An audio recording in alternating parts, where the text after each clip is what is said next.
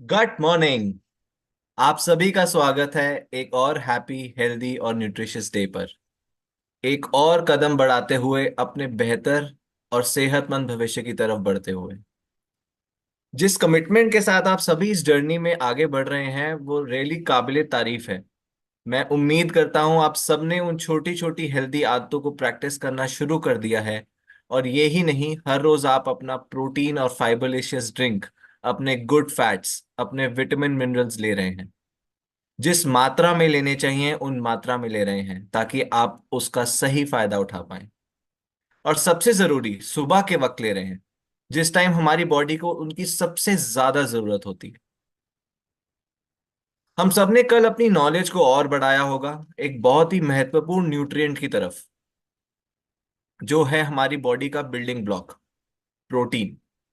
Protein के benefits क्या होते हैं, प्रोटीन किस क्वालिटी का लेना चाहिए, उसकी क्वालिटी को कैसे परखना, समझना और समझाना चाहिए, उसको किस क्वांटिटी में कंज्यूम करना चाहिए, पूरे दिन में कैसे उस क्वांटिटी को डिस्ट्रीब्यूट करना चाहिए, और सबसे इंपॉर्टेंट, उसको सुबह क्यों और कैसे लेना है।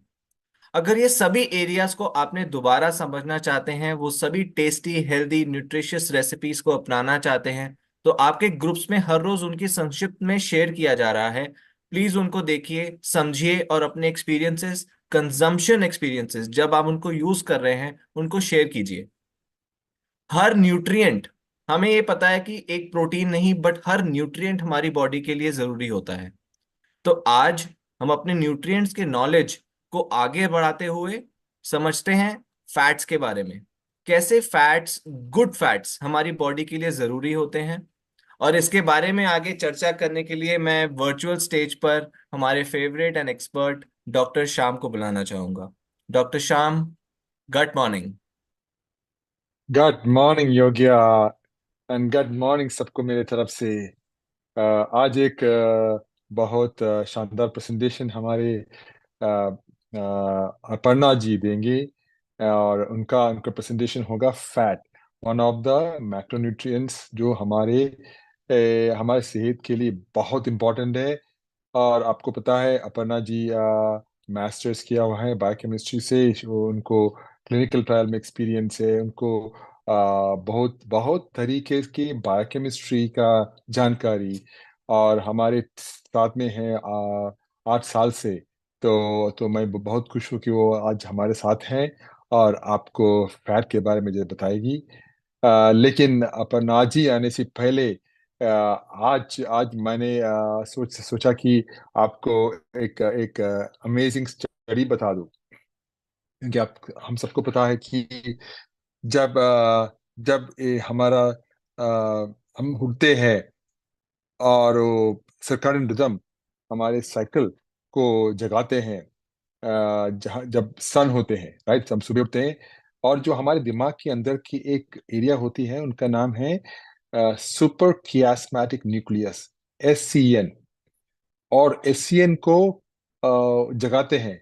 और फिर हम वो है हमारे मास्टर क्लॉक, हमारे गुरुदेव, क्लॉक के गुरुदेव।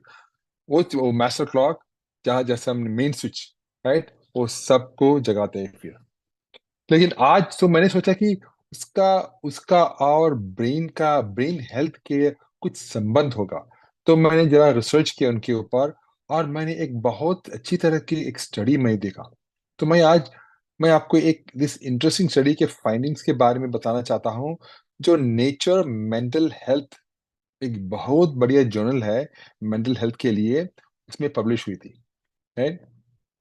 तो ये स्टडी बताती है कि कैसे लाइट हमारे मेंटल हेल्थ को अफेक्ट करती है। लाइट जो, तो दुनिया भर के, तो बहुत सारे 86,000 से ज्यादा लोगों के लाइट एक्सपोजर का डेटा उन्होंने एक्यूमुलेट किया और एनालाइज किया। ये सब समझने की कोशिश की कि लाइट एक्सपोजर हमारे मेंटल हेल्थ प्रॉब्लम के रिस्क को कैसे बढ़ाते या कम करते हैं। उन्होंने सिर्फ यही पूछा, ये light exposure mental health problems को बढ़ाते हैं या कम करते हैं।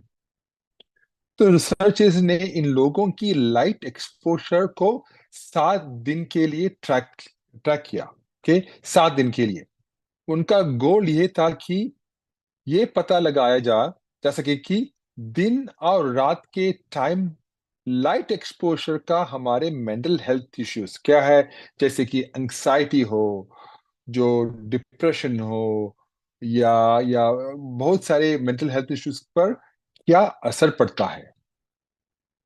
तो रिसर्चर्स का एक सिंपल आइडिया था, दिन के टाइम ज्यादा लाइट मिलेगी तो हमारा मूड बेटर होगा और मेंटल हेल्थ प्रॉब्लम्स का रिस्क कम होगा। दूसरी तरफ रात को ज्यादा लाइट मिलेगी तो इसका उल्टा इफेक्ट होगा। उसका मतलब कि हमारे मूड खराब होगा और मेंटल हेल्थ इश्यूज का रिस्क बढ़ेगा। तो यही था इनका आइडिया।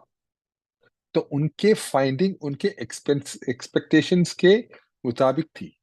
उन्होंने पाया कि रात को ज्यादा लाइट एक्सपोजर काफी मेंटल हेल्थ प्रॉब्लम्स के रिस्क को बढ़ा देते हैं। इसमें generalize anxiety disorder, major depressive disorder, PTSD और बाइपोलर डिसऑर्डर, सेल्फ हार्म साइकोसिस, बहुत सारे कंडीशन शामिल है। तो वही दिन के टाइम ज्यादा लाइट एक्सपोजर से इन प्रॉब्लम्स का रिस्क कम होता है। तो सिंपल टर्म्स में ये स्टडी दिखाती है कि हम कितनी लाइट अलग अलग समय पर लेते हैं, ये हमारे मेंटल हेल्थ के लिए बहुत जरूरी है। रात को ज्यादा लाइट लेने से कई मेंटल हेल्थ डिसऑर्डर्स का रिस्क बढ़ जाता है, जबकि दिन के टाइम ज्यादा लाइट लेने से ये रिस्क कम होता है। इसके लिए हमें पता है कि जब हम उठते हैं, हम बाहर जाके सन को देखते हैं, सूर्य को देखते हैं, वो सब हमारे देह सेहत के लिए बहुत अच्छे हैं।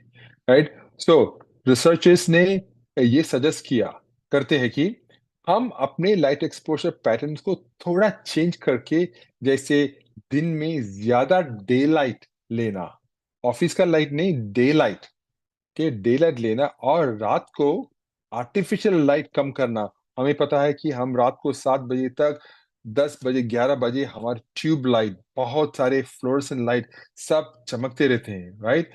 और बच्चों को पढ़ाई है, हमें ये करना है, वो करना है, तो हर वक्त हमारे लाइट एक्सपोजर कितने हैं, सुबह से रात तक। राइट।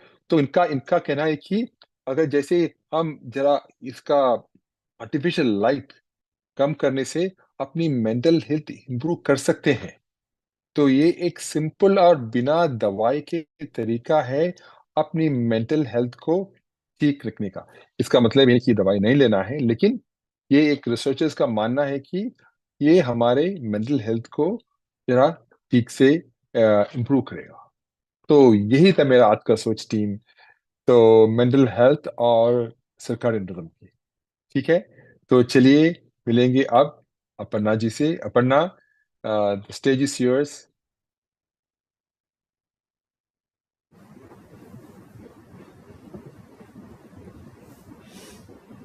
नमस्कार, गुड मॉर्निंग, हैप्पी गट मॉर्निंग आप सभी को। मुझे आप सब से फिर से जुड़ने में बहुत बहुत ज़्यादा खुशी हो रही है और मैं ये आशा करती हूँ कि आप आज के सत्र से भी बहुत कुछ सीखें और उसको आगे बढ़ाएं। तो जैसे कि योग्या जी ने बताया, आज का सत्र फैट्स पे होने वाला है और शाम जी ने हमें बहुत ही अच्छा एक इन्फॉर्मेशन दिया लाइट के बारे में और हमारे मस्तिष्क पे उसका जो असर होता है उसके बारे में। तो मैं ये सत्र इसी क्वेश्चन के साथ शुरू करना चाहूंगी कि क्या आपने कभी सोचा है हमारा जो ब्रेन है, हमारा जो मस्तिष्क है, उसमें कितना फैट है? आप अपने चैट में डाल के बता सकते हो अपनी सोच। तब तक मैं अपना स्क्रीन शेयर करती हूँ।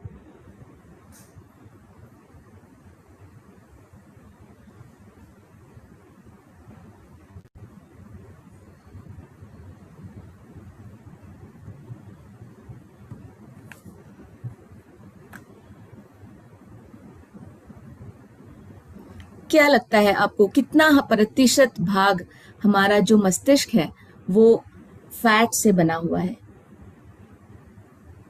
या शायद हिंदी में इसे वसा कहते हैं, पता नहीं कितने लोगों को ये वर्ड पता है। लेकिन ये हमारा जो मस्तिष्क है, हाँ, अब्दुल जी बोल रहे हैं 70%, सचिन जी 90%, कृणाल जी, उत्तरेश्वर जी 90%, कृष्णा जी 60% जी। हाँ, जिन्होंने भी 60 या 70% बोला है, दिलीप जी ने भी 70% बोला है, वो बिल्कुल सही है। सो उसमें जो पानी का भाग है, अगर हम उसको निकाल दें तो उसमें जो बचता है वो उसमें से 60 से 70% भाग फैट से बना हुआ है। सो उसी से हम ये समझ सकते हैं कि फैट जो है वो कितना महत्वपूर्ण भूमिका निभाता है हमारे संरचना में, हमारे शरीर के संरचना में।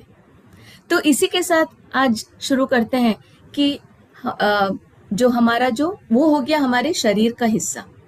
आज हम जानेंगे कि ये जो डाइट में हम फैट खाते हैं उसके बारे में ज़्यादा जानेंगे, क्या खाना चाहिए और कब खाना चाहिए। कुछ बहुत ही इंटरेस्टिंग सा जो इसमें रिसर्च हुआ है उसके बारे में हम ज़्यादा जानेंगे आज के सत्र में। तो सबसे पहले ये जानते हैं कि फैट होता क्या है। फैट एक न्यूट्रिएंट है, एक एसेंशियल, बहुत ही आवश्यक न्यूट्रिएंट है। हमने जाना मैक्रो न्यूट्रिएंट्स के बारे में, जो ज़्यादा मात्रा में ज़रूरत होती है हमारे शरीर को। उनमें से एक न्यूट्रिएंट है फैट, जो हमारे शरीर के लिए बहुत इम्पॉर्टेंट न्यूट्रिएंट है। वैसे इम्पॉर्टेंट है और ज़्यादा मात्रा में ज़रूरी तो है, लेकिन तीनों मैक्रोन्यूट्रिएंट के अगर हम उसको कंपेयर करें तो फैट की मात्रा हमें सबसे कम ज़रूरत पड़ती है। क्यों? क्योंकि ये एक बहुत ही संकेंद्रित स्रोत है, मतलब बहुत ही कॉन्सेंट्रेटेड का सोर्स है एनर्जी का। अगर हमें प्रोटीन और कार्बोहाइड्रेट से 4 किलो कैल एनर्जी मिल रहा है 1 ग्राम से, वही फैट से हमें 9 किलो कैल्स मिलता है। और इसी के कारण फैट जो है वो हमारे बॉडी का, हमारे शरीर का एक बैकअप बैटरी की तरह काम करता है। हमारा जो शरीर है, जो हम ज़्यादा जब खाना खा लेते हैं, कार्बोहाइड्रेट ज़्यादा खा लेते हैं, फैट फूड ज़्यादा खा लेते हैं, वो हमारे शरीर में स्टोर हो जाता है एक बैकअप बैटरी की तरह, क्योंकि उसमें ज़्यादा एनर्जी होती है। इसीलिए बॉडी, हमारा जो शरीर है, वो फैट की तरह उसे स्टोर करता है। और एक और बहुत दिलचस्प बात यह है कि फैट और लिपिड को हम एक ही मानते हैं, वो सही नहीं है। जैसे कि अगर मैं आपको एक उदाहरण दूं, हम बोलते हैं मेरा सर दुख रहा है, लेकिन वास्तव में हमारा जो माथा है वो दुख रहा होता है ना। उसी तरह से मुंह और सर को भी ऐसा एक ही जैसा बोला जाता है, लेकिन वो अलग अलग चीज़ें हैं। उसी तरह फैट जो है वो लिपिड का एक उपसमूह है ना। उसके बाद एक और इम्पॉर्टेंट पॉइंट हमें ये याद रखना है कि फैट जो है हमें प्लांट, पौधों से भी मिल सकता है, और हमारे शरीर में जैसे फैट है उसी तरह से जो दूसरे एनिमल्स हैं, जीव जंतु है, उनमें भी फैट पाया जाता है जो हम कंज्यूम करते हैं, जिसका हम सेवन करते हैं। अब चलिए जानते हैं फंक्शंस। अपना sorry, can you please remove the black bar, more पे क्लिक करके हाइड।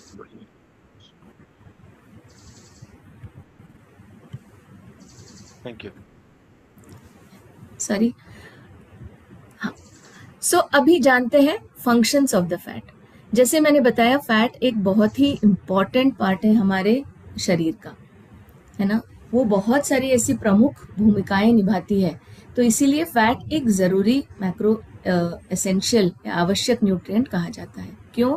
एक तो हमने ऑलरेडी जान लिया कि ये एक एनर्जी स्टोरेज न्यूट्रिएंट है। हमारा जो शरीर है जो एक्स्ट्रा एनर्जी है उसे आने वाले समय के लिए एक बैकअप बैटरी की तरह स्टोर करता है। दूसरा उसका प्रमुख भूमिका है हमारे सेल्स के अंदर। हमारा जो शरीर है, हम सब जानते हैं कि बहुत ट्रिलियंस ऑफ सेल्स से बना हुआ है, जो हमारे शरीर का सबसे छोटा अंग बोला जा सकता है। और ये सारे जो सेल्स हैं वो प्रोटीन से तो बने ही हैं, लेकिन उसमें फैट की मात्रा भी है। ये इस तरह से काम करता है जैसे एक ऑटोमेटिक डोर है। जैसे ऑटोमेटिक डोर किसी के आते ही खुल जाता है, उसी तरह से हमारा जो ये सेल है उसमें भी फैट का जो हिस्सा होता है वो होता है उसके वॉल में, है ना, जो उसकी रक्षा करता है। तो ये सिक्योरिटी सिस्टम की तरह भी काम करता है और एक ऑटोमेटिक डोर की तरह भी काम करता है कि हमारे सेल के अंदर क्या अच्छा आना चाहिए, क्या बुरा जाना चाहिए। ये इसका कंट्रोल भी ये फैट ही करता है। उसी तरह से एक सिक्योरिटी सिस्टम ये इंश्योर करता है कि अच्छे लोग ही अंदर आए, जान पहचान वाले ही लोग अंदर आए, जो जान पहचान के नहीं है उसे बाहर ही रोक लेते हैं। फैट भी कुछ इसी तरह से हमारे शरीर में काम करता है। तीसरा जो फंक्शन है वो है उसका ब्रेन का फंक्शन। ये हमने ऑलरेडी जान लिया ना कि 60 से 70% जो भाग है पानी के अलावा वो फैट से बना हुआ है। तो जो फैट है, हम जो खाते भी है फैट, उससे भी बहुत वो हमारे ब्रेन तक भी पहुंचता है, ब्रेन के फॉर्मेशन में। ये एक इंसुलेशन की तरह भी काम करता है। हमारा जो हमारे जो ऑर्गन्स है, इंपॉर्टेंट ऑर्गन्स है हमारा, जैसे हार्ट है, किडनीज है ना, उनके इर्द गिर्द फैट जमा होता है, जो इम्पॉर्टेंट है, ज़रूरी है, क्योंकि वो एक इंसुलेशन की तरह काम करता है, एक शॉक अब्जॉर्बर की तरह काम करता है, एक कुशन की तरह काम करता है हमारे इन ऑर्गन्स के चारों तरफ रह के। सो वो एक प्रोटेक्टिव भूमिका निभाता है। हमारे न्यूट्रिएंट अब्जॉर्प्शन में भी ये बहुत इम्पॉर्टेंट प्रमुख भूमिका निभाता है। जैसे विटामिन ए, विटामिन डी, ये सारी जो विटामिन्स है ना, ये भी न्यूट्रिएंट्स है जो बहुत कम मात्रा में ज़रूरत होती है, हमारे डाइट से हम लेते हैं। उसके अब्जॉर्प्शन में भी फैट की ज़रूरत बहुत ज़्यादा होती है, क्योंकि वो भी एक वाटर सॉल्युबल नहीं होता है, पानी में नहीं घुलता है, और ये सिर्फ फैट में घुलता है, ये सारे विटामिन्स। तो इसीलिए बोला जाता है कि जो फैट सॉल्युबल विटामिन्स है, vitamin D, vitamin A, omega 3, ये सारे जो फैट हमारे शरीर के लिए बहुत आवश्यक है, उसे बोला जाता है कि हम खाने के साथ लें, क्योंकि खाने में तो फैट होता ही है, तो हमारा न्यूट्रिएंट, इस तरह के न्यूट्रिएंट्स का अब्जॉर्प्शन अच्छा हो जाता है। ये हार्मोन प्रोडक्शन में भी बहुत प्रमुख भूमिका निभाते हैं, क्योंकि बहुत सारे हमारे जो हार्मोन्स हैं, जो जैसे सेक्स हार्मोन्स हैं, ईस्ट्रोजन हो गया या टेस्टोस्टेरॉन हो गया, ये सारे जो है ये फैट से बने हुए हैं। तो इसमें भी फैट की बहुत प्रमुख भूमिका है। और जैसे मैंने बताया, एक कुशनिंग की तरह काम करता है हमारे इम्पॉर्टेंट ऑर्गन्स के चारों तरफ रह के। और ये हमारा हंगर और सेटाइटी को भी रेगुलेट करता है। क्यों? क्योंकि ये प्रोटीन की तरह ज़्यादा एनर्जी लेता है हमारे शरीर से, इसको ब्रेक डाउन करने के लिए, और ये बहुत ज़्यादा देर तक हमारे बॉडी में रहता है, क्योंकि ये धीरे धीरे पचता है। तो इसीलिए हमको ये ज़्यादा देर तक फुलनेस भी देता है, जो हमारे डाइट से हम प्रोवाइड करते हैं।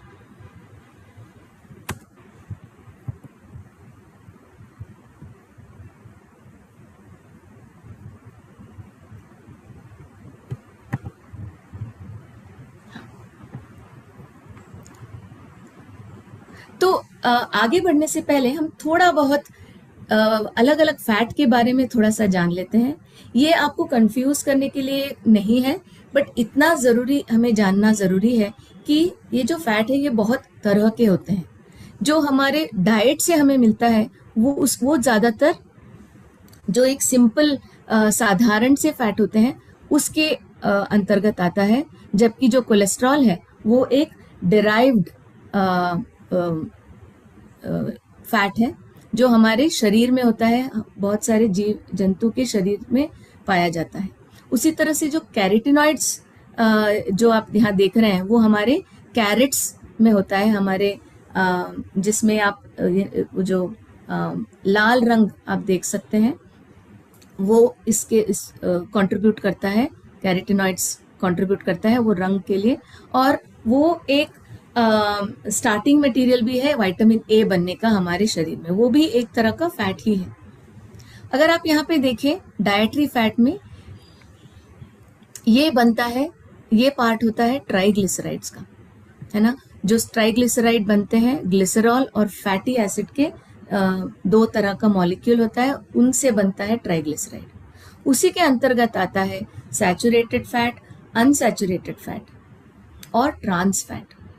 ये सारे टर्म्स आप जरा याद रखिएगा क्योंकि आगे जाके ये सारे हमें बहुत काम आएंगे अगर हमने इसको ध्यान से याद रखा तो, क्योंकि फैट जितना हम सिंपल समझते हैं वो उतना है नहीं, थोड़ा सा कॉम्प्लेक्स है। हमें थोड़ा सा उसको ध्यानपूर्वक सुनना है और समझना है, उसी से हमें आगे उसका फायदा मिल सकता है।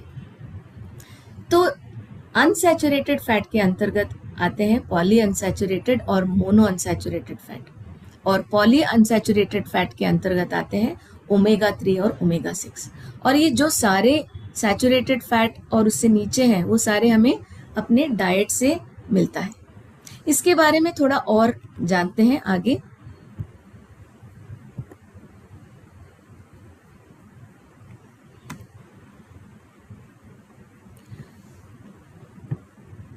उससे पहले हम एक क्वेश्चन के साथ शुरू करते हैं, एक प्रश्न के साथ शुरू करते हैं कि अभी तक आपने जो भी फैट मैंने बताया, अलग अलग प्रकार के फैट के बारे में बताया, उनमें से आपको क्या लगता है उसमें से एसेंशियल फैट कौन सा है जो हमारे शरीर के लिए आवश्यक है?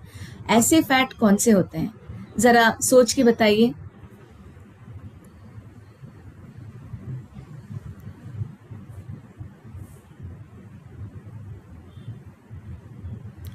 नमिता जी बोल रही है ओमेगा 3, बिल्कुल बिल्कुल सही।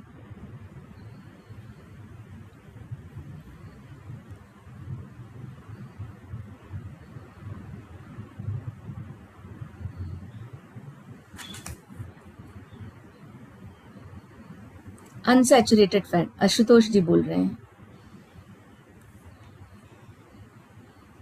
ओमेगा 3 और ओमेगा 6, हरीश जी बोल रहे हैं, अब्दुल जी ओमेगा 3 बोल रहे हैं, कबीर जी ओमेगा 3 बोल रहे हैं, बिल्कुल। पूफा कृष्णा जी बोल रही हैं, मंजीत जी बोल रहे हैं ओमेगा 3, पॉली अनसैचुरेटेड पूनम जी, ऑल कोकिला जी बोल रही हैं। आप सभी सही है। तो इसके बारे में थोड़ा सा जानते हैं। अपर्णा जस्ट अ मोमेंट, आप ये जब आप हाइड करेंगे ना, you can go to the left bottom of the screen, वहां पे एक एरो आएगा आपका स्लाइड मूव करने के लिए। ओके ठीक ठीक है मोहन। तो सबसे पहले जानते हैं कि हमारे डाइट में से जो नॉन एसेंशियल फैट्स हैं वो कौन से हैं जो हमारे शरीर में बन जाते हैं, खुद से बन जाते हैं। जैसे हमने प्रोटीन में जाना कि कुछ एसेंशियल अमीनो एसिड है, आवश्यक है, और जो कुछ अनावश्यक है, मतलब हमारा शरीर उसको ऑलरेडी बना लेता है, तो इसीलिए वो अनावश्यक है के नाम से जाना जाता है। लेकिन ऐसा नहीं है कि हमारे शरीर को उसकी जरूरत नहीं है। बिल्कुल उसी तरह फैट में भी जो सैचुरेटेड फैट बोलते हैं, मोनो अनसैचुरेटेड फैट बोलते हैं, ये जो फैट है, प्रकार के फैट है, ये दोनों हमारे शरीर खुद से बना लेते हैं। तो इसीलिए बोला जाता है कि आप इसका सेवन कम करें। सैचुरेटेड फैट का स्पेशली ऐसा बोला जाता है कि आप इसका सेवन कम करें। क्यों? क्योंकि ये एक ऐसा फैट है जो हमारे शरीर में जाके ट्राइग्लिसराइड में बदल के उसको हमारा जो शरीर है उसे स्टोर करता है। लेकिन ऐसा नहीं है कि ये हमारे शरीर को इसकी जरूरत नहीं है, बिल्कुल जरूरत है। तो बट वो एक मॉडरेशन में, एक संयमित मात्रा में हमें लेने की जरूरत है।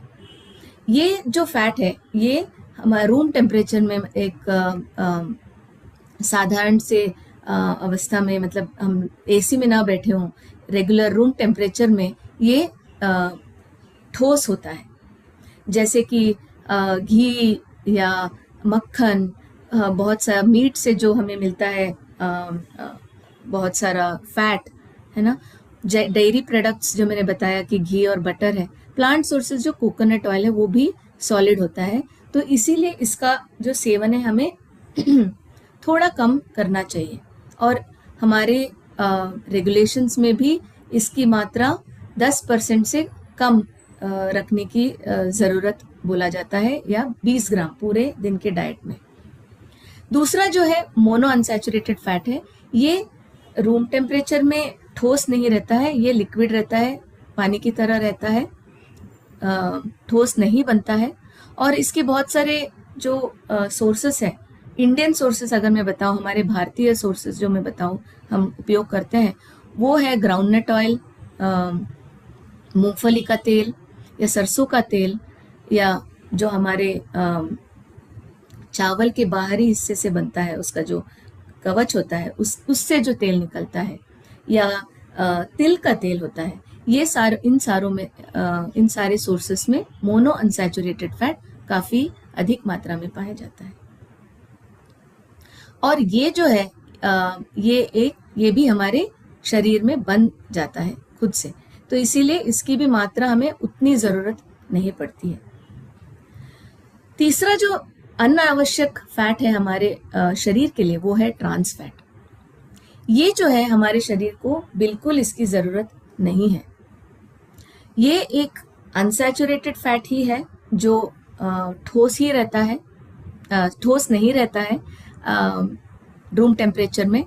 इसे हम कृत्रिम रूप से बनाते हैं, ये हमारे पौधों में नहीं पाया जाता, ये हम कृत्रिम रूप से बनाते हैं। क्यों? क्योंकि ये एक ऐसा फैट है जो बहुत ही स्टेबल है, बहुत ज़्यादा टेम्परेचर में भी ये खराब नहीं होता है, ये रैंसिड नहीं होता है। ये जैसे बहुत तेल अगर हम बार बार यूज़ करें या बहुत दिनों बाद उसमें एक गंध आने लगती है ना, ये जो फैट है ये बिल्कुल खराब नहीं होता है। और इसीलिए हमारे जो बहुत सारे होटल्स में या स्वीट बनाने में या फ्राइड फूड्स जहाँ बनाते हैं, बाहर से हम खाते हैं, वो खराब नहीं होते हैं। क्यों? क्योंकि ये ट्रांस फैट उसमें भरा हुआ होता है, वो उसी में बनाया जाता है अधिकतर। बेकरी फूड भी में भी ट्रांस फैट का मात्रा बहुत ज़्यादा होता है। इसीलिए हमें इसका सेवन बिल्कुल अवॉइड कर सकते हैं, बिल्कुल हम इसे हमें अपने डाइट में बिल्कुल शामिल नहीं करना है। हमारे जो रिकमेंडेशंस भी है, जो हमारे इंडियन रेगुलेशंस का रिकमेंडेशन भी है कि इसको हम हमारे फूड में 1% से कम मात्रा होना चाहिए, या न के बराबर भी हो तो भी चलेगा। अब आते हैं एसेंशियल फैट की ओर। पॉली अनसैचुरेटेड फैट जो है वो है जो हमारे शरीर में नहीं बनता है, इसीलिए हमें इसे बाहर से देना पड़ता है, हमारे डाइट के थ्रू हमें इसे देना पड़ता है। ये भी रूम टेम्परेचर में लिक्विड रहता है, ठोस नहीं रहता है, पानी की तरह रहता है। और इसके भी जो सोर्सेस है, अगर मैं हमारे भारतीय खान पान के उपयोग में बताऊं तो ये मिलते हैं तिल ऑयल से, या सनफ्लावर ऑयल से, या कॉर्न के ऑयल से, सोयाबीन के ऑयल से, या नट्स और सीड्स जो है उनमें भी ये काफ़ी मात्रा में पाया जाता है। उसके 2 प्रकार हैं, ओमेगा 3 और ओमेगा 6, जो बहुत आप में से बहुत लोगों ने इसके बारे में ऑलरेडी जाना है और बताया है। ये आते हैं पूफा जो हम बोलते हैं उसके अंतर्गत। इसको अगर हम थोड़ा और जानें तो ओमेगा 3 और ओमेगा 6 फैटी एसिड्स जो है, जो पॉली अनसैचुरेटेड फैट है, ये एसेंशियल फैटी एसिड के अंतर्गत आता है, जैसे मैंने बताया। ओमेगा 3 फैटी एसिड जो है वो ज़्यादातर समंदर में पाए जाने वाले मछलियों में सबसे ज़्यादा मात्रा में होता है। जो सैल्मन हो गया, या मैकरल हो गया, सार्डाइन हो गया, या एंकोवीज बोलते हैं, वो उन सारे मछलियों में ये सबसे ज़्यादा होता है। ओमेगा 3 फैटी एसिड जो है वो प्लांट सोर्सेस में, पौधों में भी होता है, एक अलग तरह का होता है जो मैं आगे बताऊंगी, जो फ्लैक्स सीड्स या अलसी शायद बोला जाता है हिंदी में, चिया या वॉलनट, है ना, अखरोट बोलते हैं, उन सब में ये ओमेगा 3 पाया जाता है अगर हम प्लांट सोर्स की बात करें तो। लेकिन इसमें काफ़ी डिफरेंसेस है, हम आगे जाके उसको जानेंगे। ओमेगा 3 में भी 3 प्रकार के होते हैं, एक तो ALA या अल्फा लिनोलेनिक एसिड, EPA और DHA। EPA और DHA जो है वो हमें मेराइन सोर्सेस या समंदर में पाए जाने वाले मछलियों से मिलता है, उससे ही मिलता है। जबकि ALA का जो पार्ट है का प्रकार है वो हमें पौधों से मिल जाता है। इसके बहुत सारे हेल्थ बेनिफिट्स हैं हमारे शरीर के स्वास्थ्य को बनाए रखने में। वो हेल्दी हार्ट का वो प्रोटेक्ट करते हैं, हार्ट को संभाल के रखते हैं। इन्फ्लेमेशन, एंटी इन्फ्लेमेटरी है, इन्फ्लेमेशन को कम करता है हमारे शरीर में। इसके बारे में भी आप सुनते आ रहे हैं कि कैसे हमारे शरीर में बहुत अलग अलग तरीकों से इन्फ्लेमेशन बढ़ता है। ये एक, जैसे आप बाहर देखते हैं कि सूजन हो गया है, कुछ उसी प्रकार से हमारे पूरे शरीर के अंदर ये एक रिएक्शन हो जाता है जब हम सही मात्रा में सही खाना नहीं खाते हैं, या हम, जैसे डॉक्टर शाम ने बताया कि हम रात को जगते हैं, जो सर्कैडियन रिदम के विपरीत काम करते हैं, है ना, जो हमारा जो बॉडी में जो क्लॉक है, घड़ी के विपरीत हम जब काम करते हैं, या बहुत ज़्यादा कैफीन का सेवन करते हैं, इन वजहों से इन्फ्लेमेशन हमारे शरीर में बहुत बढ़ जाता है और वो कारण बन जाता है बहुत सारे बीमारियों का। ये उस चीज़ को कम करता है। हमारे ब्रेन फंक्शन में ये बहुत प्रमुख भूमिका निभाता है। DHA जो है वो हमारे ब्रेन सेल्स के स्ट्रक्चर और फंक्शन में, उसके संरचना और उसके फंक्शन करने में बहुत प्रमुख भूमिका निभाता है। दूसरा जो उपसमूह है वो है ओमेगा 6 फैटी एसिड, जो हमें मिलता है एग्स, अंडों से, या हम जो कुकिंग ऑयल यूज़ करते हैं, जो हम तेल उपयोग करते हैं अपने खाने में, सनफ्लावर ऑयल या कॉर्न ऑयल, उसमें ओमेगा 6 की मात्रा काफ़ी होती है। फ्लैक्सीड में भी ओमेगा 6 फैटी एसिड्स काफ़ी होता है। ये जो है, हम जैसे मैंने पहले बताया था, हमारे सेल का जो सबसे छोटा अणु होता है हमारे शरीर का सेल, उसके संरचना में ये बहुत प्रमुख भूमिका निभाता है। हमारे इम्यून सेल्स, हमारे इम्यूनिटी को बनाए रखने में बहुत प्रमुख भूमिका निभाता है। हार्मोन सिंथेसिस या उसके बनने की प्रक्रिया में भी ओमेगा 6 फैटी एसिड की बहुत ज़्यादा ज़रूरत होती है। लेकिन अभी हमने काफ़ी सारी इंफॉर्मेशन जान लिया फैट के बारे में, लेकिन क्या इसका जो मात्रा है वही है जो निश्चय करता है कि कौन सा फैट बुरा है और कौन सा अच्छा है? ये हम आगे जाके और थोड़ा उसके बारे में जानेंगे। उससे पहले थोड़ा और जान लेते हैं ओमेगा 3 के बारे में। ये एक एसेंशियल, बहुत ही ज़्यादा आवश्यक फैट है हमारे शरीर के लिए। जैसे मैंने बताया कि उसमें 3 प्रकार के होते हैं, ALA, EPA और DHA। EPA और DHA जो है वो हमें अधिकतर मात्रा में फिश या जो समंदर में पाए जाने वाले मछलियां हैं उन्हीं में पाया जाता है। एक ही सोर्स है जो काफ़ी हाल ही में वो काफ़ी फेमस हुआ है, वो है DHA ऑयल, जो मिलता है सीवीड से। जो पौधे समंदर के अंदर उगते हैं, जिसको खा के ये सारी मछलियां पनपती है, उसमें भी ये DHA काफ़ी ज़्यादा मात्रा में पाया जाता है। ये काफ़ी अभी पॉपुलर हो रहा है, स्पेशली वेजिटेरियंस और वेगन्स में। ALA जो है उसका जो सोर्स है वो अधिकतर प्लांट्स में ही पाया जाता है, जैसे वॉलनट हो गया या चिया सीड्स या फ्लैक्स सीड्स, इन सब में, अलसी जो बोलते हैं, उनमें ही ALA की मात्रा सबसे ज़्यादा होती है।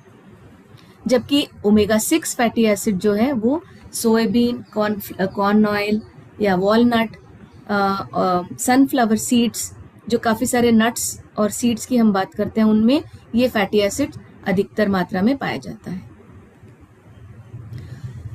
और इसमें थोड़े डिफरेंसेस है। मैंने जैसे बताया ओमेगा 3 3 प्रकार के होते हैं, एक ALA और बाकी दो EPA एंड DHA। ALA हमें अधिकतर मात्रा में प्लांट्स में ही पाया जाता है, जबकि EPA और DHA है वो हमें समंदर में रह रही मछलियों से प्राप्त होती है, जैसे सैल्मन, सार्डाइंस जो फिश होती है उनमें पाया जाता है। प्लांट बेस्ड सोर्स जो है ALA है वो हमारे शरीर के लिए ज़रूरी तो है, लेकिन उसी से EPA DHA भी बनता है हमारे शरीर में, वही आगे जाके परिवर्तित होता है EPA और DHA में भी। लेकिन ये जो परिवर्तन होता है उसकी मात्रा बहुत कम होती है। अगर मान लो आप 100% ALA ले रहे हो, उसमें से सिर्फ 8 से 10% मात्रा ही EPA और DHA में बदलता है। तीसरा जो इम्पोर्टेंट डिफरेंस है, इसकी जो बायो अवेलेबिलिटी है, हमारा शरीर जो इसको उपयोग में ला सकता है वो थोड़ा सा कम है EPA और DHA के कंपैरिजन में। EPA और DHA जो है हमारा जो शरीर है उसे डायरेक्टली यूज कर लेता है, उसको आगे परिवर्तित नहीं करता है, उसे ऐसे ही उपयोग कर लेता है, क्योंकि मैंने जैसे बताया हमारे मस्तिष्क के लिए DHA बहुत ज़रूरी है। उसके अलावा जो प्लांट बेस्ड सोर्स है उसमें हमें वैसे भी बाकी चीज़ें भी हमें मिल जाती है, जैसे प्रोटीन, फाइबर, विटामिन्स, मिनरल्स, जबकि जो मेराइन सोर्सेस से जो मिलने वाली मछलियां हैं जो EPA और DHA में ज़्यादा है, उससे हमें हाई क्वालिटी प्रोटीन भी मिल जाता है। ये एक एडेड बोनस है उन सोर्सेस का। प्लांट बेस्ड सोर्सेस जो है वो सस्टेनेबल है और हमारे एनवायरनमेंट के लिए हानिकारक नहीं है, जबकि अगर सही तरीके से इन मछलियों को पकड़ा ना गया, सस्टेनेबल सोर्स से नहीं पकड़ा गया, तो ये ओवरफिशिंग के कारण हमारा जो समंदर का एक बहुत ही नाजुक सा बैलेंस है वो बिगड़ सकता है अगर ठीक से नहीं किया गया तो। ये मैंने दिखाया है ये जानने के लिए कि अब तक आपने काफ़ी सारा इन्फॉर्मेशन जान लिया अलग अलग फैट के बारे में, है ना, हमारे अलग अलग तेलों के बारे में हमने बहुत कुछ जान लिया। अब ये जानते हैं इन तेलों में क्या एक ही तरह का फैट होता है या अलग अलग तरह के फैट होते हैं। यही दिखाने के लिए मैंने आपको ये ग्राफ दिखाया है, जहाँ पे आप देख सकते हैं कि घी और कोकोनट ऑयल में सैचुरेटेड फैट की मात्रा सबसे अधिक होती है, लेकिन उसमें मोनो अनसैचुरेटेड फैट भी मिलता है और थोड़ा बहुत पूफा भी मिलता है जो पॉली अनसैचुरेटेड है। जो हमारा सरसों का तेल है उसमें भी काफ़ी मात्रा में हमें मूफा मिल जाता है और थोड़ा बहुत पूफा, और उसमें एक बहुत अच्छी बात ये भी है कि हमें उसमें N3 या ओमेगा 3 फैटी एसिड भी मिल जाता है, जो हमारे शरीर का इम्पॉर्टेंट मतलब एक आवश्यक फैट है। तो आप देख सकते हैं कि अलग अलग ऑयल्स में अलग अलग डिस्ट्रीब्यूशन है, उसका जो कॉम्पोजिशन है वो बहुत ही अलग अलग है। ये भी याद रखिए क्योंकि आगे ये हमें बहुत बेनिफिट देगा। तो अभी आपने बहुत सारे फैट के बारे में जान लिया, अलग अलग तरीके के फैट के बारे में जान लिया, और उसमें कौन सा आवश्यक है कौन सा अनावश्यक है ये भी आपने जान लिया। तो अब आते हैं कि क्या हम फैट काफ़ी खाते हैं या ज़्यादा खाते हैं, हमारे शरीर को जितनी ज़रूरत है उतना ही खाते हैं या ज़्यादा खाते हैं। आपको क्या लगता है हम भारतीयों में इसका सेवन कितना प्रतिशत है? आप इतना बता दीजिए कि सही मात्रा में खाते हैं या हम अधिक खाते हैं। ये आप अपने चैट विंडो से हमें बता सकते हैं।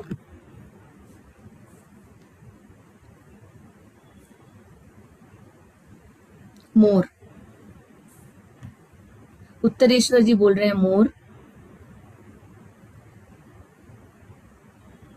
अभिजीत जी ठीक, मतलब उतना जितना हमें हमारे शरीर के लिए उसकी जरूरत है, उससे ज़्यादा नहीं या कम नहीं, ज़्यादा ऐसा बोल रहे हैं बरी जी।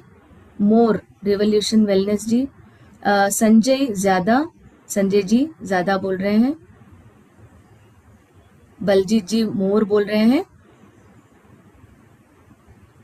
बीबू सुंदर जी मॉडरेट बोल रहे हैं। हाँ, चलिए जानते हैं कुछ आंकड़े जो थोड़े पुराने हैं लेकिन बहुत ही दिलचस्प आंकड़े हैं। जैसे आप देख सकते हैं 1993-94 के कंपैरिजन में 2012 तक जो ऑयल और फैट का जो का सेवन का जो प्रतिशत था हमारे विलेजेस में, रूरल एरियाज में 31 से बढ़ के 42 हो गया। जबकि जो हमारे जो शहरों में रहने वाले हैं उनका जो कंजम्पशन है वो 42 से बढ़ के 52 हो गया। और अब तो ये डेटा तो 10-12 साल पुराना है, अब तो ज़्यादा हो गया होगा, इससे भी ज़्यादा। जबकि रिकमेंडेड लेवल क्या है? 20 से 50 ग्राम जो हमें दिखता है, जो फैट हमें दिखता है। जैसे मैंने बताया बहुत सारे हम तेल का इस्तेमाल करते हैं, बहुत अलग अलग तरह के का तेल इस्तेमाल करते हैं, वो है विजिबल फैट जो हमें दिखते हैं। लेकिन हम जो खाना खाते हैं उन सारे खानों में भी फैट होता है ना। जैसे आपने देखा तिल में, अगर पूरा तिल देख लो तो हमें लगता है कि हमें दिखता नहीं है वो फैट, लेकिन उससे फैट निकाला जा सकता है ना। उसी तरह से हमारे राइस में भी फैट होता है, हमारे अलग अलग खानों में भी फैट होता है। उसमें से जो दिखने वाला फैट है जो हम ऊपर से डालते हैं उसका जो लेवल है वो 20 से 50 ग्राम के बीच में होना चाहिए। और ये भी डिपेंड करता है हमारी शारीरिक संरचना पे, हमारे फिजिकल एक्टिविटी पे। अगर हम ज़्यादा फिजिकल एक्टिविटी करते हैं तो फैट की ज़रूरत थोड़ी ज़्यादा होती है, और हम सीडेंट्री है तो इसका सेवन कम की तरफ हमें लेना चाहिए। जैसे एक पर्सन, एक आदमी अगर 2000 किलो कैल का खाना खा रहा है दिन भर में, उसका सेवन सिर्फ 27 ग्राम होना चाहिए एक सीडेंट्री पर्सन का। और ये सोर्स आ कहाँ रहा है? सबसे ज़्यादा, जैसे मैंने बताया, हम ऊपर से जो डाल रहे हैं वो आ रहा है हमारे कुकिंग ऑयल से। 46% जो है हमारे कुकिंग ऑयल से है। ये लेटेस्ट डेटा है। जो 46%, ऑलमोस्ट 50%, आधा प्रतिशत जो 50% जो है वो आता है हमारे कुकिंग ऑयल से, और बाकी सब आता है हमारे नट्स और सीड्स, मिल्क प्रोडक्ट से या सीरियल मिलेट से। ये सारे हिडन फैट होते हैं जो हमें दिखते नहीं हैं। जो दिखने वालों में से है वो वही 50% भाग उसी में से आता है।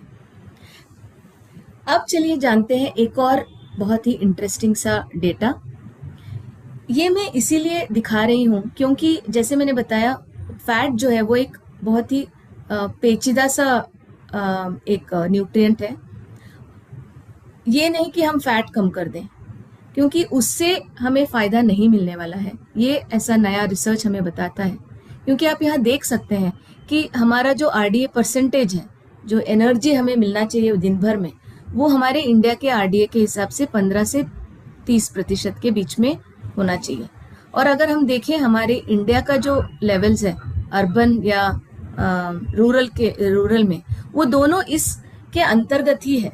मतलब हम सही मात्रा में फैट तो खा रहे हैं, बहुत ज़्यादा, एवरेज, अगर हम पूरे पॉपुलेशन को एवरेज कर लें, औसतन हम उसके अंतर्गत ही खा रहे हैं। हम बहुत ज़्यादा फैट नहीं खा रहे हैं, है ना। जबकि जो अमेरिका जैसे कंट्रीज़ है, जो हाई इनकम कंट्रीज़ है ना, जो डेवलप नेशंस है, वहाँ पे फैट का परसेंटेज बहुत ज़्यादा है। आप देख सकते हैं जो लेवल है उससे बहुत ज़्यादा मात्रा में खाया जाता है, जबकि हम तो उस लेवल के अंदर ही है। तो फिर हमें क्यों बोलते हैं कि कम करो? ये प्रश्न का जवाब जो है वो है इस आगे आने वाले डेटा में। आप देख सकते हैं कि जो सैचुरेटेड फैट की मात्रा है, हमारे रेगुलेशन क्या बोलते हैं, हमारा जो गाइडलाइंस है, जो नेशनल इंस्टीट्यूट ऑफ न्यूट्रिशन है, वो तय करता है हमारा जो खान पान है उसके हिसाब से 10% से कम होना चाहिए। जबकि आप देख सकते हो वो भी हम उसी लेवल में है, उसके अंतर्गत ही है लगभग, लेकिन हायर साइड पे है, 8.8% या 7.2%। जबकि जो LA है, जो एक एसेंशियल फैट के अंतर्गत आता है, वो जो है उसकी मात्रा आप देख सकते हैं वो भी हायर साइड में है। आप देख सकते हैं 8.2, जबकि 2.5 से 9% एनर्जी हमें इससे मिलना चाहिए, और हमारा सबसे ऊपर है ऑलरेडी, है ना। जो एक और तरह का फैट मैंने बताया, पूफा के अंतर्गत आता है अल्फा लिनोलेनिक एसिड, है ना, वो भी एक तरह का ओमेगा 3 ही है जो हमें पौधों से मिलता है। अगर वो भी देखें, वो भी लेवल के अंतर्गत ही है। जो एक और जो बहुत एसेंशियल वाला है, जो EPA DHA है, उसका जो सेवन है वो ऑलमोस्ट ना के बराबर है। आप देख सकते हो यहाँ पे ना के बराबर है, क्योंकि वो हमें ज्यादातर किससे मिलता है, समंदर में पाए जाने वाली मच्छियों से। और उसको वो आसानी से किनको मिलता है, सिर्फ उन लोगों को जो कोस्ट में रहते हैं, जैसे केरला हो गया, या कोस्टल कर्नाटका हो गया, या तमिलनाडु हो गया, पश्चिम बंगाल हो गया। तो उन लोगों को ही, जो कोस्ट में रहते हैं, उनको ही ये मिल पाता है। तो फिर फैट का प्रॉब्लम कहाँ पे है? प्रॉब्लम है इस डेटा में, आपको पता चलेगा। इसमें आप जरा नंबर्स को देखिए कि कैसे हमारे अलग अलग ऑयल्स, वेजिटेरियंस और नॉन वेजिटेरियंस जो खाते हैं, उनमें उसका उपयोग अलग अलग लेवल्स पे होता है। जैसे आप यहाँ देख सकते हैं, LA जो है वो एक ओमेगा 6 फैटी एसिड है, जबकि ALNA जो है वो है एक ओमेगा 3 फैटी एसिड। अगर आप इन एक्चुअल नंबर्स को छोड़ के सिर्फ इस प्रतिशत जो प्रोपोर्शन है, उसका रेशियो जो है, अगर हम देखें, तो आप देख सकते हो कि ये प्रतिशत जो है वो 10 से कम होना चाहिए, इसका जो रेशियो है। लेकिन आप क्या देख रहे हो यहाँ पे, सनफ्लावर ऑयल से 23% मतलब से रेशियो ज्यादा है, जो 10 से काफी ज्यादा है, डबल है। राइस ब्रान ऑयल लगभग ठीक ठाक है, पाम ऑयल ठीक ठाक है, मस्टर्ड ऑयल जो सरसों का तेल है वो काफी अच्छा है इस रेशियो को बनाए रखने में। मूंगफली का तेल जो है वो भी बहुत ज्यादा हो रहा है, और जो कोकोनट ऑयल है, इंटरेस्टिंगली ये भी, इसका जो रेशियो है वो काफी कम मात्रा में है। चाहे तो उसमें सैचुरेटेड फैट अधिक है, लेकिन उसमें जो 6 और 3 का रेशियो है वो एकदम जो रेकमेंडेड लेवल है उसके अंतर्गत आता है।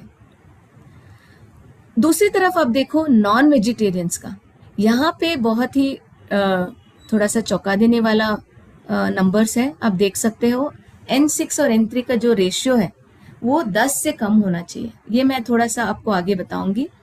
जबकि यहाँ पे 30 गुना, मतलब 3 गुना ज्यादा है, जितना हम रेकमेंड किया जाता है उससे 3 गुना ज्यादा है जब आप सनफ्लावर ऑयल यूज करते हो या राइस ब्रान ऑयल यूज करते हो, तब भी ये ज्यादा है, पॉम ऑयल से भी ज्यादा है। तो आप यहाँ देख सकते हो मस्टर्ड ऑयल तो काफी कम मात्रा में ही है, जबकि ग्राउंडनट ऑयल में भी काफी ज्यादा है। तो इनका कहने का मेरा ये रीजन है कि शायद नॉनवेज खाने में ज्यादा तेल का उपयोग होता है, तो इसीलिए उसका जो रेशियो भी है वो अधिक होता है। और ये भी सपोर्ट करता है कि हमें प्लांट बेस्ड फूड की तरफ क्यों बढ़ना चाहिए। उसका आंसर यहाँ पे है कि हमारा जो हमारा भारतीय खाना जो है वो बहुत ज्यादा फैट के कारण प्रॉब्लम नहीं दे रहा है। हमें प्रॉब्लम इसलिए दे रहा है कि हम इसे एक संयमित मात्रा में और एक समतोलित मात्रा में नहीं ले रहे हैं। हमारा जो ओमेगा 6 और ओमेगा 3 का रेशियो होना चाहिए, अगर हम मान लो ओमेगा 1 kg खाते हैं, मैं एक उदाहरण के तौर में बता रही हूँ, हमको ओमेगा 6 2 kg खाना चाहिए, उस प्रमाण में खाना चाहिए। ये सबसे आइडियल एक बोलते हैं ना, उस तरह का एक रेशियो है। लेकिन जो हम एक्चुअली खा रहे हैं उसका रेशियो क्या है, हम ओमेगा 3 खा रहे हैं सिर्फ 1 kg, जबकि ओमेगा 6 खा रहे हैं हम लोग 20 kg। तो इसी के कारण एक इम्बैलेंस क्रिएट हो रहा है हमारे शरीर में।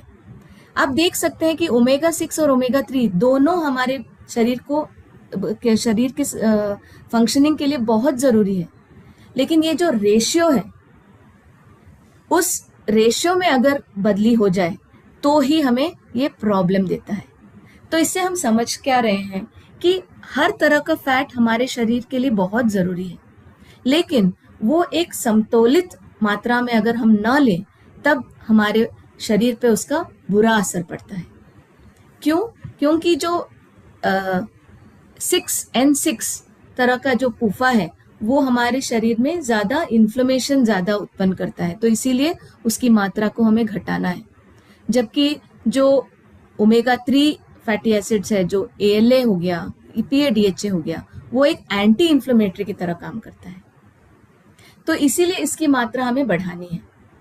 तो लगभग अगर हम प्रैक्टिकली देखें तो इसका एक रेशियो 1 से 10 के अंतर्गत होना चाहिए। मतलब अगर 1 kg हम ओमेगा 3 खाएं, उदाहरण के तौर पर, हम उतना खाएंगे कभी नहीं, लेकिन उसके हिसाब से हमें 10 kg ओमेगा 6 ज़्यादा से ज़्यादा उतने के अंदर ही हमें खाना चाहिए।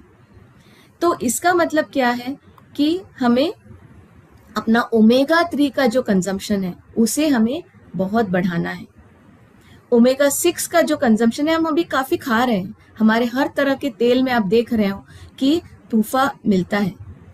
तो लेकिन आप आपने देखा पुराने हमारे स्लाइड्स में कि ओमेगा 3 एक ऐसा एक फैट है जो हमारे डाइट में हमें ज़्यादा मिलता ही नहीं है। स्पेशली हमारे भारतीयों को तो इसमें बहुत ज़्यादा इसकी कमी है, और इसका बहुत बड़ा इम्पैक्ट भी है हमारे शरीर पे। जो एक हम देख सकते हैं आंकड़ों में कि जो 53% जो हमारे डेथ होता है, मृत्यु होती है भारत में, वो होता है नॉन कम्युनिकेबल डिजीज, जो कि जैसे सारे लाइफस्टाइल इश्यूज हो गए, डायबिटीज या हार्ट इश्यूज के कारण जो होते हैं, वो 53% हैं। आप यहाँ देख सकते हैं कि कैसे ओबेसिटी, जो मोटापा है, वो कितना बढ़ गया है 1975 के कंपैरिजन में 2014 तक। यहाँ आप देख सकते हैं आदमियों में ये 4 लाख से बढ़ के 1 करोड़ तक हो गया है, और औरतों में ये 8 लाख से बढ़ के 2 करोड़ तक हो गया है। अभी तो इसके आंकड़े और भी ज़्यादा हो गए होंगे। लेकिन उसके विपरीत ओमेगा 3 फैटी एसिड्स के काफ़ी सारे बेनिफिट्स हैं। हमारे हार्ट को, जैसे मैंने पहले बताया था, उसको हेल्दी रखने में हेल्प करता है। हमारे मस्तिष्क को हेल्दी में रखने में मदद करता है, स्वस्थ रखने में मदद करता है। हमारे लिपिड लेवल मेंटेन करते हैं। LDL और VLDL जो बैड कोलेस्ट्रॉल है, जो बैड फैट्स हैं, लिपिड्स हैं, उसको वो कम रखते हैं। जबकि जो अच्छे वाले हैं, जो HDL है, उसे हायर अमाउंट में बनाए रखने में मदद करता है। हमारे स्ट्रेस और एंजाइटी को कम करता है। हमारे बोन हेल्थ में मदद करता है, जॉइंट हेल्थ में मदद करता है, हमारे आई हेल्थ में मदद करता है, स्किन में भी मदद करता है। और इन सब का एक बहुत ही इम्पॉर्टेंट रीज़न है उसका एंटी इन्फ्लेमेटरी बेनिफिट। वो इन्फ्लेमेशन को हमारे शरीर में कम कर देता है, और उसके कारण हमारे जो अलग अलग अंग हैं वो स्वस्थ रहते हैं।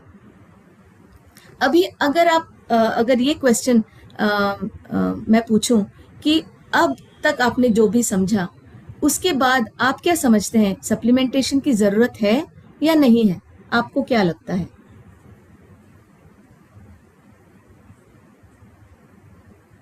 आप अपने चैट में बता सकते हैं। ये सब जानकारी मिलने के बाद आपको क्या लगता है, हमें सप्लीमेंटेशन की ज़रूरत है या हमें सारा कुछ डाइट में मिल जाएगा? गोलू जी बोलते हैं एनफ।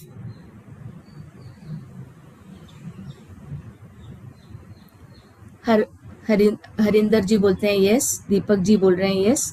पूजा जी यस। अनीता जी यस। बिल्कुल सही जवाब। हमें इसकी ज़रूरत बिल्कुल है। ये हम थोड़ा बहुत जानते हैं अपने दुनिया भर के आंकड़ों से। आप यहाँ देख सकते हो कि जो भारत है लाल जोन में आ रहा है, और इंटरेस्टिंगली US भी और काफ़ी सारे अदर कंट्रीज भी जो अलग अलग देश है, वो भी लो ओमेगा 3 कंजम्पशन के अंतर्गत आ रहे हैं। तो आप देख सकते हैं कि हमारे भारत में ओमेगा 3 का कंजम्पशन कितना कम है, वेरी लो। इसीलिए वो एक इम्पॉर्टेंट रीज़न है कि सप्लीमेंटेशन की बहुत ज़रूरत है, क्योंकि हमारे डाइट में ओमेगा 3 की बहुत ज़्यादा कमी है, क्योंकि शायद उसके सोर्सेज भी कम हैं। N3 का जो सोर्स है वो जनरली मेराइन सोर्सेस या समंदर के में पाए जाने वाले जीव जंतुओं में होता है ना। जबकि हमारे पौधों में जो पाया जाता है ALA वो बायो अवेलेबल नहीं होता है, जितना कि हमारे शरीर को उसकी ज़रूरत है उतना वो बायो अवेलेबल नहीं होता है, वो उसका यूज़ नहीं कर पाता है हमारा शरीर। जबकि जो रेडीली अवेलेबल सोर्स है EPA और DHA, जो हमारा शरीर ऐसे ही उसका इस्तेमाल कर लेता है, उसको और परिवर्तन नहीं करता है, वो EPA DHA हमें सिर्फ मिलता है इन मराइन जीव जंतुओं से जो समंदर में रहते हैं। और इसीलिए और भारतीयों में बहुत सारे लोगों को वेजिटेरियंस होने के कारण और मांस मछली न खाने के कारण और समंदर से दूर रहने के कारण भी इसका बेनिफिट नहीं मिल पाता है। तीसरा रीज़न ये है कि ये एक कॉन्सेंट्रेटेड सोर्स है। अब जब हम सप्लीमेंट लेते हैं ये हमें प्योर फॉर्म में मिलता है। कभी कभी जो मेराइन के मछलियाँ भी है उसमें मर्क्यूरी की मात्रा काफ़ी हाई अमाउंट में मिलता है, अगर वो सही से उसको रेयर नहीं किया गया हो, उसे ग्रो नहीं किया गया हो। तो इसीलिए ये जो सोर्सेस है ये उन सब से फ्री होता है, वो हेवी मेटल से फ्री होता है। ये कॉन्सेंट्रेटेड सोर्स होता है जो हमें जो रोज़ का जो रिक्वायरमेंट है 250 से 500 mg तक जो जिसकी ज़रूरत होती है वो हमें इस सप्लीमेंट से मिल जाता है। अब मैं अगर ये सवाल पूछूं कि कब लेना चाहिए फैट, दिन में हमें कब लेना चाहिए और इसकी क्या बेनिफिट है, समय के अभाव में मैं आगे बढ़ जाती हूँ। ये हमें ज़रूर याद रखना है कि जैसे अदर न्यूट्रिएंट्स है उसी प्रकार जो फैट भी है हेल्दी फैट्स है ना, जैसे हमारे जिस फैट की हमारे शरीर को ज़रूरत है उसे हमें अपने मॉर्निंग न्यूट्रिशन में उसका सेवन करना चाहिए।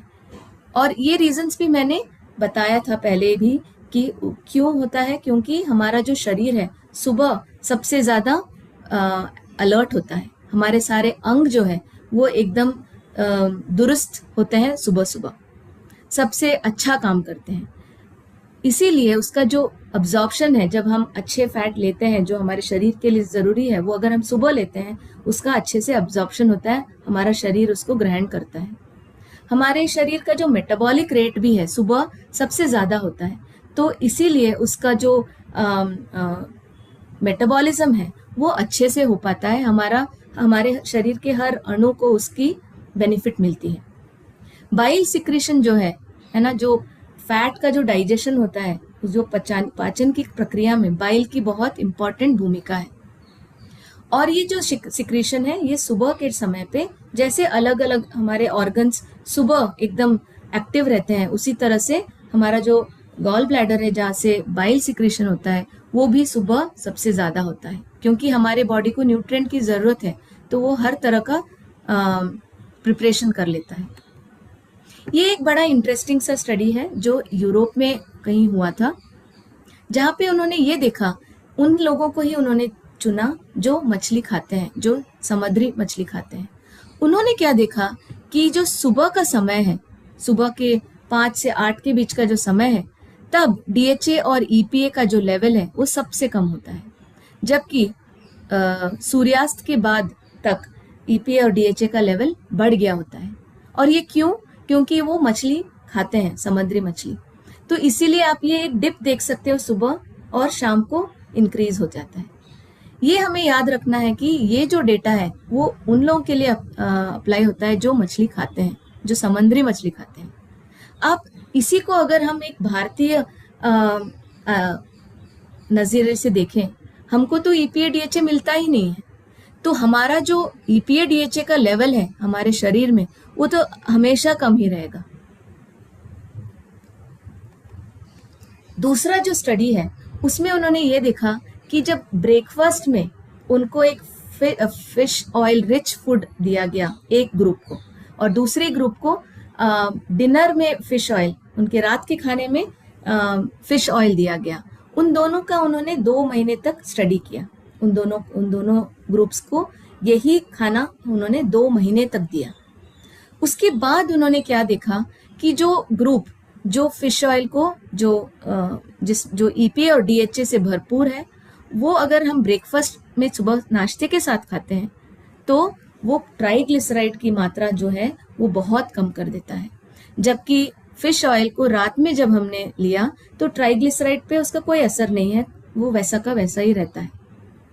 उसी तरह से सैचुरेटेड फैटी एसिड भी है, वो भी वैसा का वैसा ही रहता है जो रात में खाते हैं।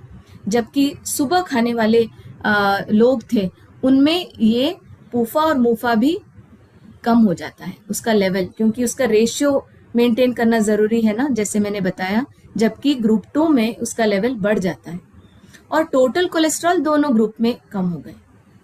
तो फिश ऑयल का जो कंजम्पशन है वो किस समय पे होता है, वो ये डिसाइड करता है कि हमारे शरीर में जो लिपिड लेवल्स है उसका बैलेंस कैसे मेंटेन हो। तो इसीलिए हम ये रेकमेंड करते हैं कि जो ओमेगा 3 का सप्लीमेंट है, जो आपने अब आज के पूरे सत्र में जाना कि वही एक फैट है जो हम सबसे कम खाते हैं अपने डाइट में। बाकी सारे जो तरह तरह के फैट है हमें वो काफी मात्रा में हमें मिल जाता है। इसीलिए हमें ये जरूरत है कि हम सुबह भी उसका सेवन करें और शाम को भी उसका सेवन करें, अलग अलग रीजंस के लिए। जो ऑलरेडी समुद्री मछली खाते हैं उनमें EPA और DHA सुबह कम हो जाता है, तो इसीलिए हमें उसे देना पड़ता है ऊपर से सप्लीमेंट के तौर पे, उसका लेवल मेंटेन करने के लिए, हमारे शरीर में अलग अलग फंक्शन करने के लिए। और शाम के समय इसीलिए ताकि वो रात भर जो रिपेयर का काम कर रहा है उसमें EPA और DHA की कमी ना हो जाए, वो मेंटेन रहे। और जो बाकी वेजिटेरियंस और वेगन्स भी है उनके लिए भी ये सप्लीमेंट दोनों टाइम लेना बहुत ज़रूरी है, क्योंकि हमारे शरीर में इसका लेवल ही बहुत कम रहता है, क्योंकि उसकी हम कोई भी ऐसा सोर्स का सेवन ही नहीं करते हैं। तो उसके साथ ही हम कुछ इंटरेस्टिंग फैक्ट्स जानते हैं ऑयल और तेल के बारे में। हम जो खाना खाते हैं, ऑयल का सेवन करते हैं, उसको भी हम एक बेटर तरीके से कर सकते हैं ताकि उसका हमें गलत प्रभाव ना पड़े अपने शरीर पे। आप तेल को बार बार गर्म करते हैं, एक ही तेल को तलने के लिए, तो उससे क्या होता है, वो तेल का जो संरचना है वो टूट जाता है, वो खराब हो जाता है। और उसके कारण जब उससे बना हुआ खाना हम लेते हैं अपने शरीर के अंदर, उसका बहुत ही दुष्परिणाम होता है। तो इसीलिए ये जो ऑयल है, जो हम कुकिंग ऑयल का इस्तेमाल करते हैं, उसका हमें बार बार हीटिंग नहीं करना चाहिए। दूसरा जो है वो बेक्ड फूड, जब हम सोचते हैं इसमें तो फैट दिखता नहीं है, लेकिन इसमें भी हिडन फैट होते हैं। इसमें जो नहीं दिखने वाले फैट है उसको काफ़ी हाई मात्रा में होता है। जो बेक करते हैं वो जानेंगे कि कितना ज़्यादा उसमें ऑयल का इस्तेमाल होता है। और हम उसी तरह के बेक्ड फूड को ले जहाँ पे उन्होंने क्लियरली उनके लेबल में बताया गया हो कि उसमें कोई ट्रांस फैट नहीं है या 1% मात्रा से कम है।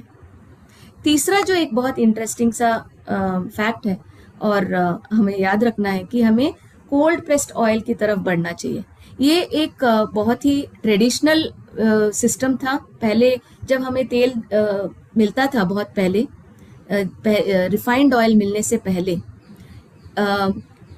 जो हम ऑक्स के को जोत के तेल निकाला जाता था, कोल्ड प्रेस्ड ऑयल, हीटिंग के बगैर, वो सबसे बढ़िया ऑयल होता है, क्योंकि उसमें जो नेचुरल एंटीऑक्सीडेंट्स हैं वो प्रिजर्व रहते हैं, जो प्लांट से मिलते हैं, और वो जो है वो इन ऑयल से होने वाले दुष्परिणामों को नेगेट करते हैं, कम कर देते हैं। चौथा जो है रिफाइनमेंट, हमें कम से कम रिफाइंड ऑयल का इस्तेमाल करना चाहिए। ये रिफाइंड ऑयल जो है ये बहुत ही, हमें लगता है कि इसमें कोई दुर्गंध नहीं है, ये तो इतना क्लीन दिखता है कोल्ड प्रेस्ड ऑयल के कंपैरिजन में अगर आप देखो तो। लेकिन ये इसका कारण क्या है, इसके सारे जो अच्छे न्यूट्रिएंट्स हैं उसको निकाल लिया जाता है और उसमें सिर्फ बचता है फैट, जिससे हमारे शरीर को काफी नुकसान पहुंचाता है। इसी के साथ कुछ टिप्स और ट्रिक्स भी कुछ मैं आपको एक काफ़ी सारे टिप मैंने यहाँ पे इंक्लूड किया है आपके इसके लिए सेहत के लिए, अच्छी सेहत के लिए। एक तो हमें फैट, हमारे इंडियन रेगुलेशन के हिसाब से हमें अपना फैट जो है, विजिबल फैट जो है, जो दिखता है ऊपर से डालते हैं, उसका सेवन 25 ग्राम से कम रखना चाहिए आदमियों में, और औरतों में 20 ग्राम से कम। अनसैचुरेटेड फैट का इस्तेमाल ज़्यादा करें, उसमें भी ओमेगा 3 फैट का ज़्यादा इस्तेमाल करें, क्योंकि हमने ऑलरेडी जान लिया कि कैसे हमें बाकी अनसैचुरेटेड फैट मिल जाते हैं अपने रेगुलर डाइट से। हम इंडिया के कॉन्टेक्स्ट में बात करें तो हमें ज़्यादा से ज़्यादा ग्रिल किया हुआ या रोस्ट किया हुआ या स्टीम किया हुआ या एयर फ्राई किया हुआ, जहाँ पे इन सारी चीज़ों में तेल का उपयोग सबसे कम होता है, वो हमें ज़्यादा से ज़्यादा करना चाहिए डीप फ्राई के कंपैरिजन में। हमें सैलेड में भी लेमन जूस या विनेगर का, अलग अलग तरह के जो स्पाइस है, हर्ब्स है, उसका हमें ज़्यादा इस्तेमाल करना चाहिए। मायोनीज उस एक उदाहरण के तौर पे अगर मैं बोलूँ, उसके कंपैरिजन में हमें ये ज़्यादा इस्तेमाल करना चाहिए। पांचवा जो टिप है, ये एक बहुत इंटरेस्टिंग टिप है, क्योंकि ये जो हम रोज़मर्रा ऑयल यूज़ करते हैं, हमें ये ध्यान रखना है कि हमें इसे चेंज करते रहना है। अगर मान लीजिए 15 दिन आपने सनफ्लावर ऑयल यूज़ किया, 15 दिन आप राइस ब्रैन ऑयल यूज़ कर लो, उसके नेक्स्ट आप कोकोनट ऑयल यूज़ कर लो या मूंगफली का तेल यूज़ कर लो। उससे क्या होता है, उनमें हर तेल में जो अच्छे गुण हैं वो हमारे शरीर को मिलता है। उससे भी अच्छा ये है अगर आप इन सारे ऑयल्स का ब्लेंड बना लें, उसको मिक्स किया जाए, तब भी हमें उसका अच्छे फायदे होते हैं। और जो भी नॉनवेज खाते हैं उनको, उनके लिए ये टिप है कि चिकन का जो बाहर का जो उसका स्किन है, उसको निकाल लें बनाने से पहले। उससे क्या होता है, उसका जो चर्बी है उसकी स्किन में, वो हम उसको अवॉइड कर सकते हैं। तो उसी के साथ हम आते हैं आज के हेल्दी हैबिट पे। हर रोज आप ये वादा कीजिए कि एक मुश्ती हम, एक फिस्ट फुल नट्स हम एवरीडे अपने खाने में खाएं, या दिन भर के स्नैक के तौर पर भी खाया जा सकता है। क्यों? क्योंकि ये प्रोटीन, फैट, अच्छे फैट का एक बहुत ही अच्छा सोर्स है। फाइबर, एंटीऑक्सीडेंट और विटामिन एंड मिनरल का भी अच्छा सोर्स है। ये एक टेस्टी और कन्वीनियंट स्नैक भी है। एक स्नैक की तरह हम खा सकते हैं, शाम के स्नैक की तरह, बिस्कुट के बदले। ये हमारे लिपिड लेवल को मेंटेन करने में, हमारे लाइफस्टाइल का जो बीमारियां उसको दूर रखने में ये बहुत सहायक होते हैं। और इससे हमें इन्फ्लेमेशन भी कम होता है हमारे बॉडी में। जो मैंने बताया, बहुत सारे मेटाबॉलिक इश्यूज का, जो डायबिटीज है या हमारे हृदय की बीमारियां हैं, हमारे मस्तिष्क की बीमारियां हैं, इन सबको कम कर सकते हैं, दूर कर सकते हैं। तो आज के सत्र में हमने क्या जाना? 2 इम्पॉर्टेंट बात। एक, मॉडरेशन में हमें खाना चाहिए, एक संयमित मात्रा में ही हमें फैट का सेवन करना चाहिए। सारे फैट जरूरी है हमारे बॉडी के लिए, सारे फैट, है ना। क्या जरूरी है कि हम एक समतोलित मात्रा में इनका चयन करें, इसका सेवन करें। ओमेगा 3 ज्यादा से ज्यादा खाएं, क्योंकि आपने देखा जो रेशियो है उसी को हमें मेंटेन करना है। आपने ये भी जान लिया किन किन ऑयल से हमें ओमेगा 6 मिलता है, किन किन ऑयल किस से हमें ओमेगा 3 मिलता है।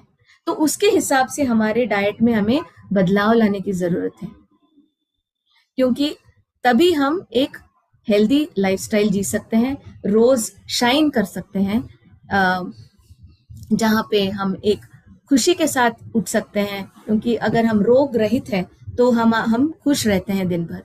एक खुशी के साथ उठें, एक ऑप्टिमिस्टिक व्यू पॉइंट के साथ उठें और अच्छी न्यूट्रिशन का सेवन करें, अच्छे इंटेंशंस रखें, हमारे सही गोल्स होने चाहिए। दिन भर में मैं क्या खाना चाहता हूँ या चाहती हूँ, ये हम पहले से निर्धारित करके रखें। तो उससे क्या होता है, हम जो चीजें हमारे शरीर के लिए अच्छी नहीं है उसका सेवन फिर हम कम कर सकते हैं। एक नई चीज हमें रोज सीखनी है, उससे हमारा मस्तिष्क भी अच्छा रहता है। रोज हमें एक्सरसाइज भी करनी है, हम छोटा सा जो एक दिखाते हैं मीनल के साथ, उसे आप रोज बरकरार रखिए, रोज उसको ऐड करते जाइए। वो हर एक अलग अलग बताती है, उसको आप अपने जीवन में उसका सुबह शाम कभी भी आप उसको कर सकते हैं जब आपको टाइम मिले। तो इसके साथ ही आते हैं आज के रेसिपी ऑफ द डे। तो आज का रेसिपी क्या है ये जान लेते हैं।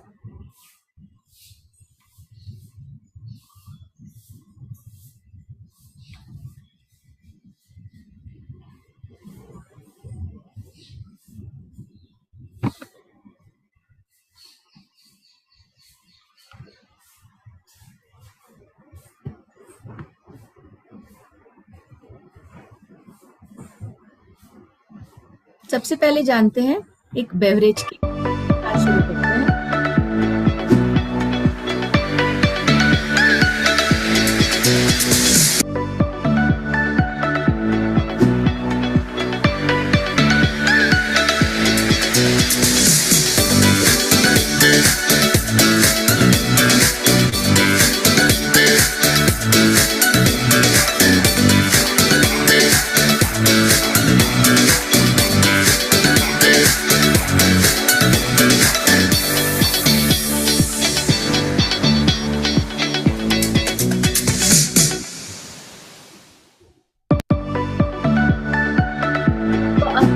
आपने देखा एक न्यूट्रिशियस लस्सी, आप इसको जरूर ट्राई कीजिए अपने प्रोटीन और फाइबर के साथ।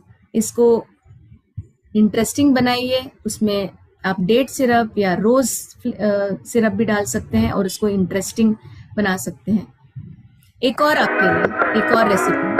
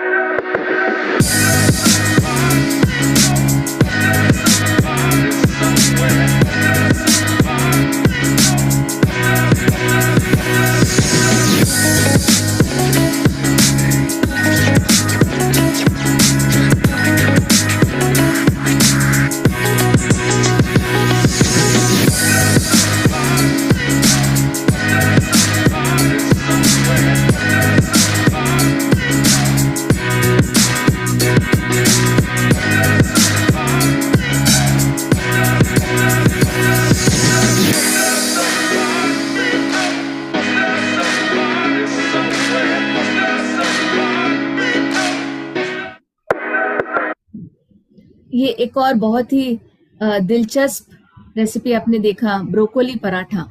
इसे पे आप जरूर ट्राई कीजिए। अभी बढ़ते हैं आगे एक्सरसाइज की ओर।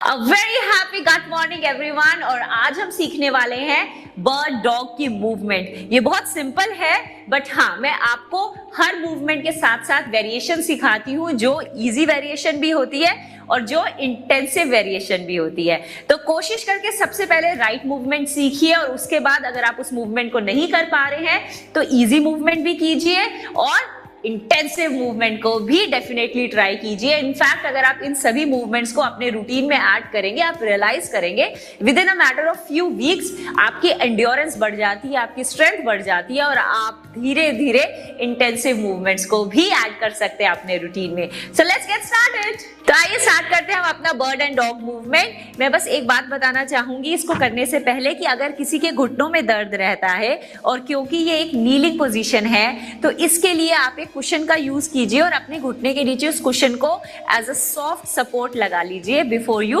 Get started with this. तो इसके लिए हम ऑन द फोर्स आ जाएंगे, मतलब आपके हाथ आपके शोल्डर्स के नीचे और आपके घुटने आपके हिप्स के नीचे।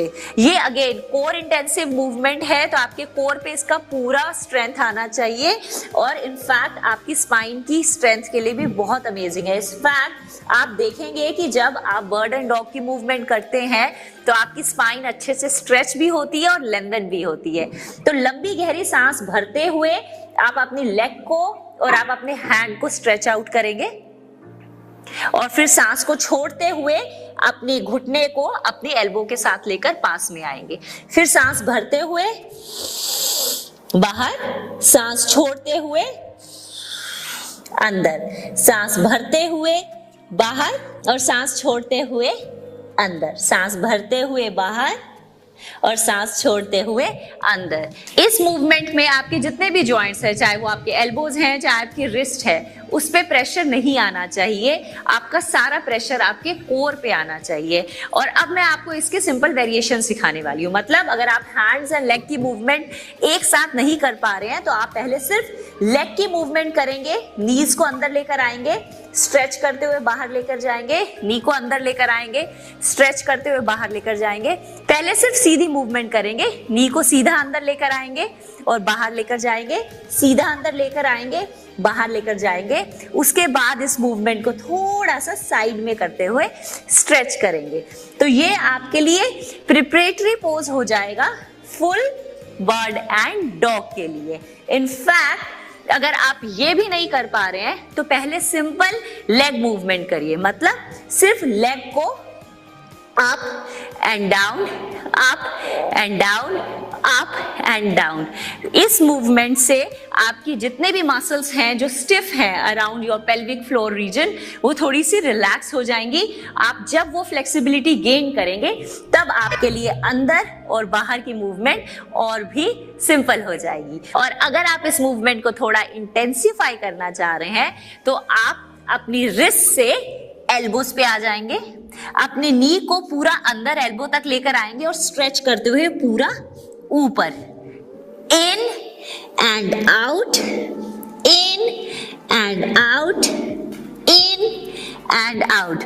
थोड़ा सा और इंटेंसिफाई करना चाह रहे हैं तो अपने नी को ऑपोजिट एल्बो तक लेकर जाएंगे और फिर स्ट्रेच करेंगे। Opposite elbow and stretch, opposite elbow and stretch, opposite elbow and stretch. Plus अगर हम इसको थोड़ा और कार्डियो इंटेंसिव बनाना चाहते हैं तो हम करेंगे माउंट क्लाइंबर की मूवमेंट। इसमें हम अपने नीज को अंदर ही लेकर आएंगे बट थोड़े से बाउंस और जंप्स के साथ। मतलब अपने टोस पे ऊपर की तरफ आके इन एंड इन, ये माउंट क्लाइंबर की मूव है और अगर इसको हम कंटिन्यूसली करेंगे तो ये बहुत इफेक्टिव होने वाली है। Like this, in and out.